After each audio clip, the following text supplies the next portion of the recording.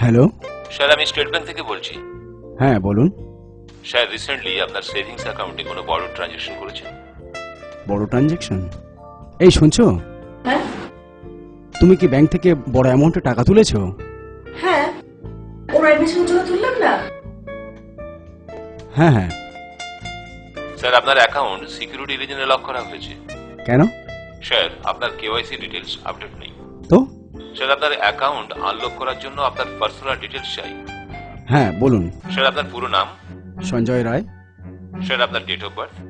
17 June 1970। Sir, আপনি আপনার ATM card নাম্বারটা কনফার্ম করবেন। এটিএম? দাঁড়ান এক মিনিট।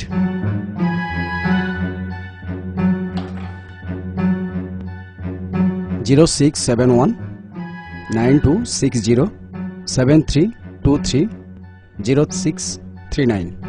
স্যার, আপনার পিন নাম্বার। পিন নাম্বার ওই মোবাইলে আছে।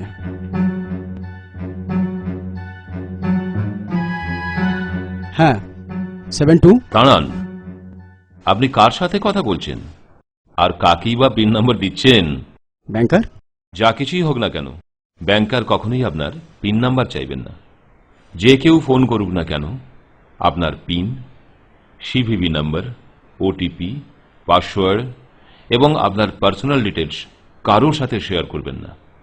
সাবধান হন, সুরক্ষিত থাকুন।